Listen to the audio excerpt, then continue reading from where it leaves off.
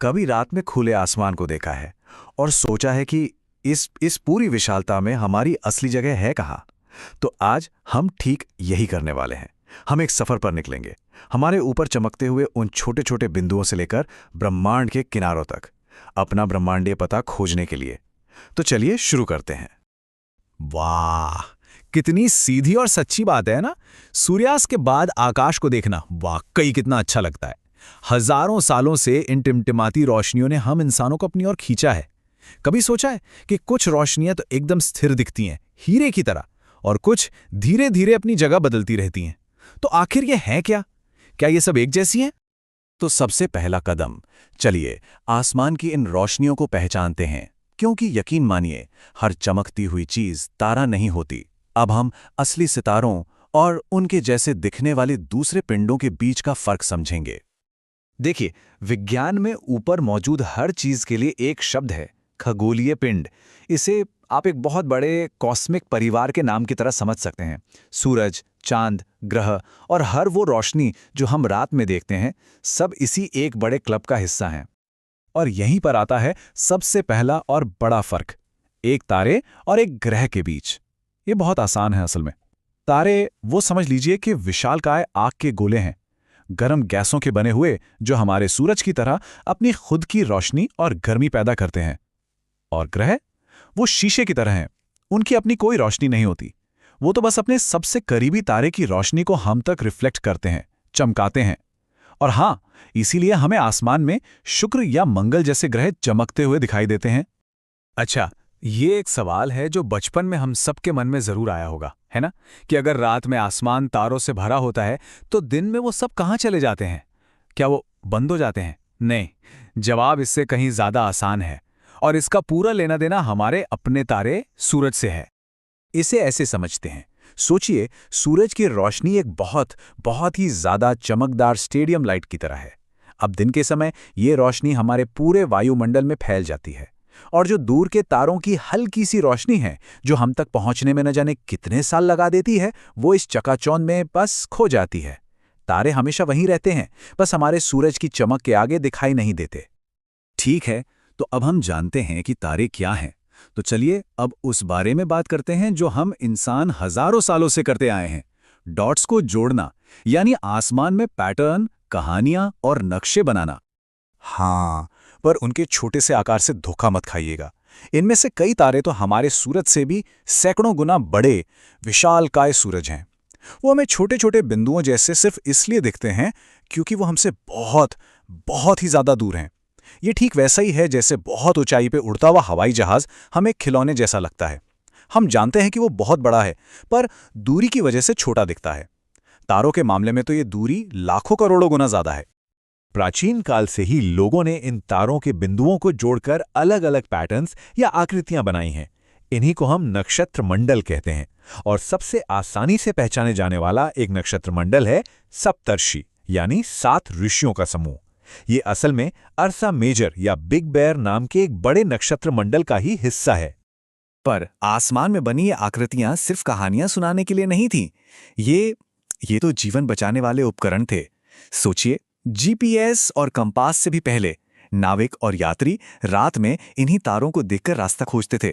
और उन सब में सबसे जरूरी था ध्रुव तारा, एक ऐसा कॉस्मिक लाइट हाउस जो हमेशा बिना अपनी जगह बदले उत्तर दिशा की ओर इशारा करता है।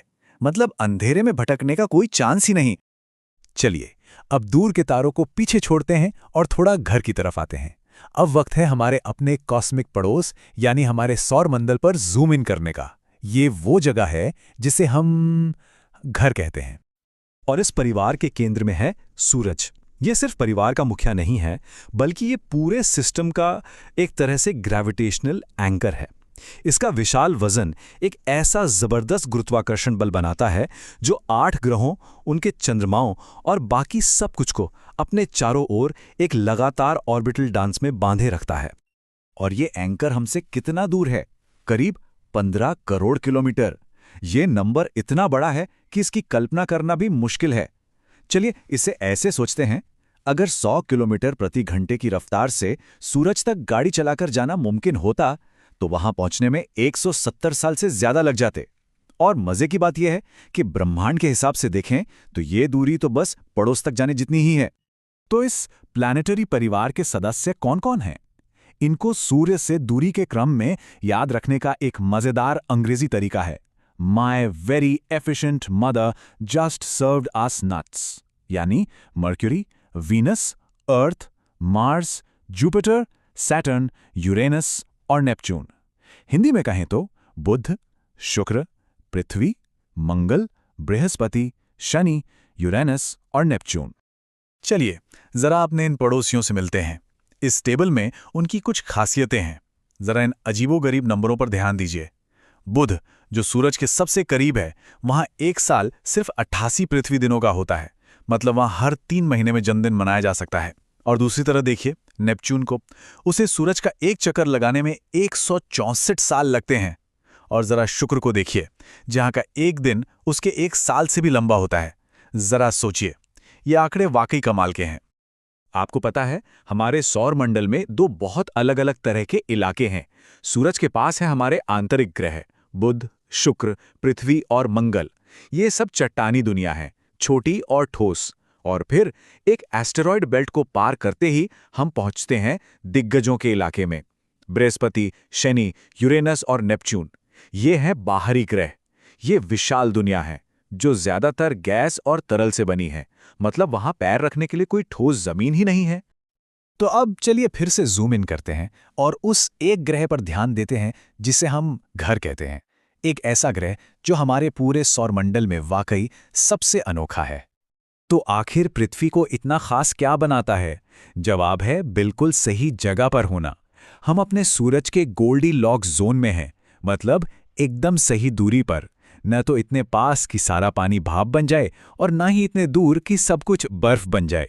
बस इसी एक वजह से और एक ऐसे वायुमंडल ने जो हमारी रक्षा करता है और हमें सांस लेने के लिए ऑक्सीजन देता है, यहाँ जीवन को पनपने का मौका दिया है।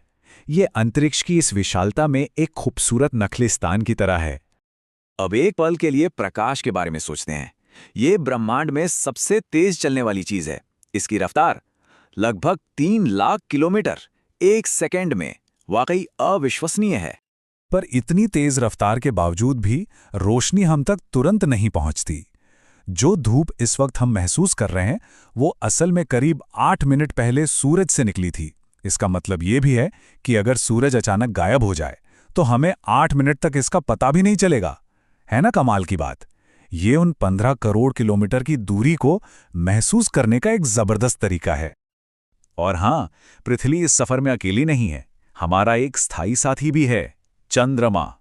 ये हमारा एकमात्र प्राकृतिक उपग्रह है जो लगातार हमारे चक्कर लगाता है। और ये बाकी खगोलीय पिंडों के मुकाबले हमारे इतना करीब है कि रात के आसमान में सबसे बड़ा और चमकीला दिखाई देता है। ठीक है, हमने अपना पड़ोस तो देख लिया, लेकिन अब बारी है आखिरी और सबसे बड़े जूम आउट की। अब हम ब्रह्मांड में अपना पूरा पता खोजने वाले हैं। तैयार हो जाइए। और देखिए, यहीं आकर सब कुछ एक बड़े पैमाने पर समझ आता है। हमारी पृथ्वी उन 8 ग्रहों में से एक है जो एक तारे यानी सूरज का चक्कर लगाते हैं। हमारा ये सौरमंडल हमारी आकाशगंगा यानी मिल्की वे में मौजूद 100 अरब से ज्यादा तारा प्रणालियों में से सिर्फ एक है। और हमारी आकाशगंगा, वो इस पूरे ब्रह्मांड में मौजूद खरबों आकाशगंगाओं में से सिर्फ एक है। तो हम इसी एक सवाल के साथ आज की बात खत्म करते हैं। जब हम इस विशालता के बारे में सोचते हैं, हमारे इस छोटे से नीले ग्रह से लेकर हमारे सौरमंडल तक, हमारी आकाशगंगा और उससे भी कहीं आगे तक, तो एहसास होता है कि हम कितने छोटे हैं और साथ ही कितने ज्यादा भाग्यशाली भी। तो इस विशाल ब्रह्मांडीय तस्वीर में हमारी जगह कहाँ है? ये एक ऐसा सवाल है जिसे अगली बार जब आसमान में तारे देखें तो जरूर सोचिएगा। इस सफर में हमारे साथ जुड़ने के लिए धन्यवाद।